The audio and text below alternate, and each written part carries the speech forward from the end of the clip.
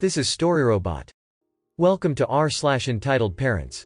Our story of today is how I started a revolution in my entitled family. All I wanted was my sisters. I am currently in custody of my two little sisters, Amy who is 17 and Liza who is 8, not their real names for obvious reasons. I am a 29 male and we live in Australia.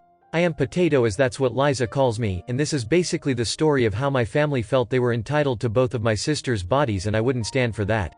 I would like to warn anyone who has faced abuse in the past as parts of their story may trigger some people, and to anyone who has faced abuse in the past, I do feel deeply sorry for you. The main part of the story takes place about a year ago. I'd moved out 6 years ago at the time and moved to another state for work and study. I was honestly really slack with keeping contact with my family, which is probably why this went on so long.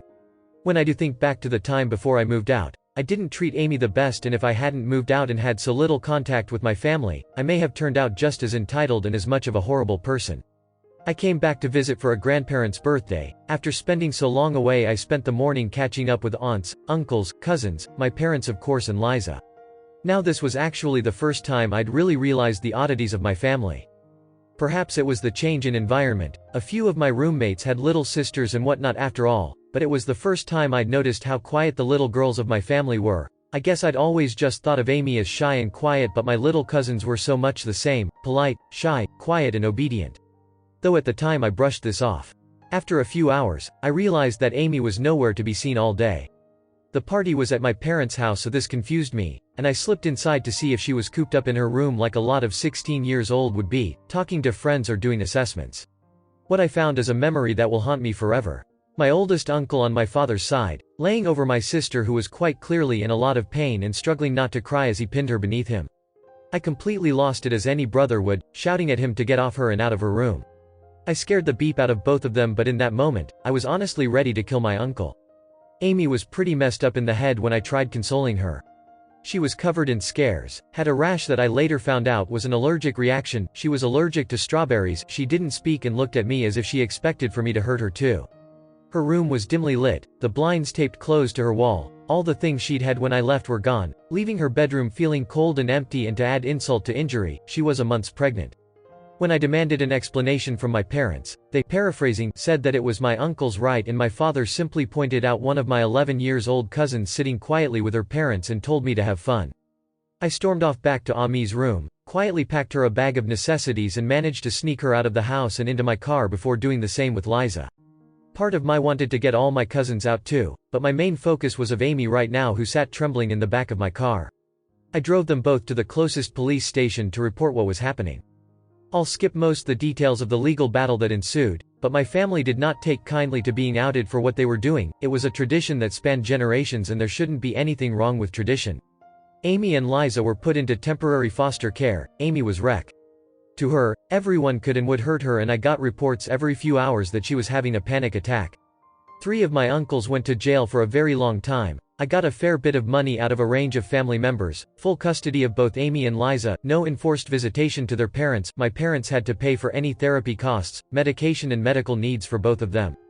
My family was torn in two by this, many of my aunts leaving their husbands with their children after finally having the courage to follow me. Uncles who had married into the family took their wives, who had also been abused, and cut off ties. I still keep in contact with these members of my family, and I'm grateful for their support and glad that my cousins are safer now. Even some of the older guys, who had been brought up thinking it was okay to treat women that way, took themselves into counseling once they realized just how messed up it was. And I've had more than one instance where they admitted to hurting Amy and apologized, which I've accepted, as these cousins did their best to take their siblings or other cousins out of harmful environments. Now I do believe some part of the ruling protected the younger men of the family, provided they see some form of mental health professional, as they grew up thinking that this was all normal, so they didn't end up in jail but did end up on some list of possible sex offenders. Not entirely sure there. No one is sure who fathered Amy's child, but she had her pregnancy terminated as we were told her physical and mental health would not cope with carrying a baby she ultimately would unlikely care for. She did consent at the time, and it was brought up by her psychologist when she was doing better, and she confirmed that she would have no love for the baby due to the circumstances which she fell pregnant. For 6 years, Amy had been physically, sexually, mentally and emotionally abused in every way conceivable. This mostly came from my father's 4 brothers and brother-in-law who married into the family. My parents both stood by and let this happen, offering no support for Amy. During the case, my uncles argued it was their birthright being born into their family and it was simply Ami's rite of passage before she was married off to one of my uncle's mates at 18. They used her allergy as a form of torture and manipulation. Wanting her to be silent and obedient, they would press strawberries against her skin anytime she said a word and force her to eat them when she stepped too far out of line. A lot of my aunts from my father's side admitted to enduring this treatment too, although most of them were lucky and didn't have allergies to exploit. I honestly can't even begin to explain everything that was wrong with Amy because of their behavior. Liza, for the most part, was okay. She needed a little therapy as she was being groomed into compliance and taught that what she would experience was normal, but Amy had completely shut down. It took 2 months before I could even get her speaking. She trusts me now and we often sit down, and I let her talk and open up about whatever she feels comfortable to. Her stories often have me struggling to hold back tears while I comfort her. I did get Amy a service dog a few months ago, tailored towards the emotional support she needs on a regular basis. Lickety Split honestly is the goodest of good doggos. She knows exactly when she's needed and is a massive help when it comes to calming Ami's anxiety, especially in public. We've had more than one encounter with unrelated entitled parents thinking they or their kid deserves her dog more than her. Let me know if you want these stories published too, because I've seen people like to read about service dog related incidents, but anyone who does think that can honestly fight me. No one deserves her dog more than her. On one occasion, one of my aunts, her husband went to jail, tried taking Lickety Split because their money paid for her. I told her if she ever comes near my property again, I would call the police as there was a restraining order against her towards both my sisters. Later she came back and tried to poison Lickety Split with tainted meat, but one of my lovely neighbors caught her and chased her off. Police were called. She is now in jail too after having to pay a fine and some money to me because at this point, I'm pretty well acquainted in the legal system and sued her.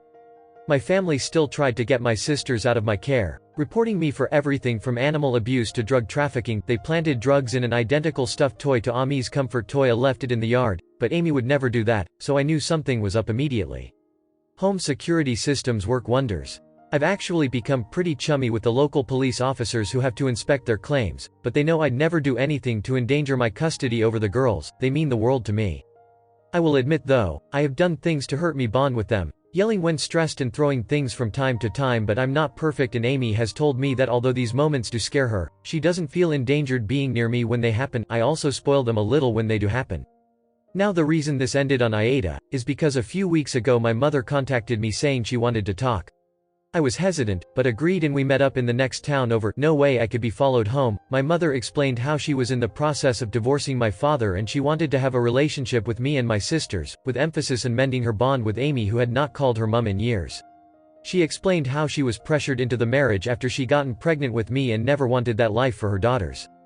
I flat out told her no, something several members of my family disagreed with, as she could have done literally anything to support Amy emotionally with what was happened. Done anything to make her feel better or more secure with what was happening to her, but instead she was shunned and isolated except for when she was needed to cook, clean or provide some sort of service to the family, even going as far as to berate her whenever she did try to confide in my mum that she was in pain or scared. Amy was well past her breaking point when I took her and had even planned on killing herself less than a week after my visit. My mother argued that she had the same right as the other members of my family who had left and had contact with my sisters, but I told her it was because they were doing it to protect their children and themselves. They didn't wait a year after losing custody to try and fight for them, and I really don't even need to give a reason. I have custody and she does not. Members of Aida convinced me that when Amy is in a better place mentally and Liza is older, I bring it up with them, leave the decision in their hands. I've been told Amy will be a dependent well after she turns 18. Her mind just doesn't function properly, so there is no risk of her mother getting into contact behind my back even when she's an adult, and while Amy does have a phone and a computer, she doesn't have any social media as she doesn't want any chance of her family trying to contact her as they've threatened her with many forms of torture in the past. This story doesn't have a slam dunk ending. I have my sisters and they're in a safe environment where they'll get to grow up as kids. Amy is getting the help she needs and is slowly making her way out of the tower she built to protect herself in the only way she could, but she knows there isn't a rush to come out. I'll work with her at the pace she sets. She's still discovering her own interests, but quite like just reading a book with a form of fruity tea. She also has a small collection of stuffed animals, mostly Build-A-Bear, that she adores and takes one with her everywhere. She's sensitive to texture, so the feeling is a comfort for her. and once a week we sit down to try to find older bears she likes. We only have 3 Build-A-Bears on her wish list, and honestly, I've loved helping Amy discover herself. She lost a lot of her ability to think and feel for herself during this time, and watching her find her favorite book genre or her favorite types of music is a great feeling, knowing how far she's come, and I live for the days she actually manages a smile. Thank you for watching. Error. Problem detected. Not enough subscribers. Please subscribe, like and comment.